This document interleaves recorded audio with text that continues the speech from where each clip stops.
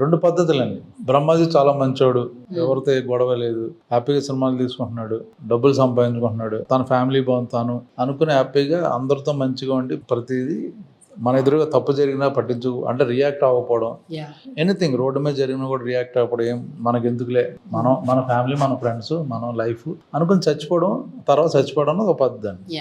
అది అంటే ఇప్పుడు పాడైంది అది. అంతకుముందు అందరూ మాట్లాడేవారు. మాట్లాడకపోవడం కూడా తప్పే. You are also one of this thing. Something happen you have to react, condemn, ఏదో ఒకటి. అది చేయకపోతే ఇంకెందుకు మనిషి కానీ నా ఫీలింగ్ అంతే. ఒక్కోసారి బాగా మనకి అందరూ తిడతారు, రే నీకెందుకురా సినిమాలు చేసుకోకుండా, సినిమాలు చేసుకోవడానికి బతికేమో ఏంటమ్మా. నాది 9 to 6 మై జాబ్ సినిమా అనేది. తర్వాత ఐఎమ్ నార్మల్ హ్యూమన్ బీయింగ్. ఆ బయటోడు ఎలా రియాక్ట్ అవుతాడో నేనే రియాక్ట్ అవుతాను. నేను అయ్యేసరికి కొంత ఫీల్ అవుతాను.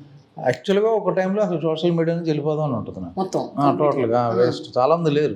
మన వెనిల్ కిషోర్ కూడా ట్విట్టర్లో ఒక 1 year లేడు. ఏంటంటే ఏమో కచ్చడా కనబడుతుంది నాకు అంతా. ఓన్లీ సినిమా ప్రమోషన్ గురించి ఉంచాలని తప్పించి నేను కిషోర్ చాలాసార్లు డిస్కస్ చేసుకున్నాం, తీసేద్దాం అది ఓన్ వేస్ట్ అంటే. ఎప్పుడైనా you want to tell something, then you to go through media. నీకు పర్సనల్గా అప్పటికప్పుడు నువ్వు ప్రమోట్ చేసుకో, నీ సినిమా ప్రమోట్ చేసుకోవచ్చు, ఏమైనా చెప్పాలనుకున్నా అందుకు ఉపయోగపడుద్ది కదా అంటే సరే ఉన్నమాట, అలా అనిపిస్తుంది. అంతేనండి. ఇప్పుడు అంతకుముందు అయితే కరెక్ట్ బాగా చెప్పారండి అనేవాళ్ళు ఉన్నారు. ఇప్పుడు అంతా వాట్ యూ కాల్ పోలరైజ్డ్ అయిపోయారు అంతే. చాలా అంటే చాలా మంది నాకు ఫీలింగ్ అంటే చాలా ఫ్రస్ట్రేషన్లో ఉన్నారు, ఖాళీగా ఉన్నట్టున్నారు. సో చూసుకుని వెంటనే రియాక్ట్ అవ్వడం, ఆ ఫ్రస్ట్రేషన్ వీటి మీద తీస్తారు. మీకు అర్థమైందా?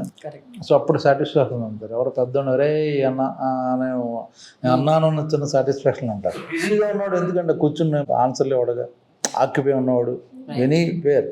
సో పని పడలేని వాళ్ళు ఎక్కువ కామెంట్లు చేస్తుంటారు.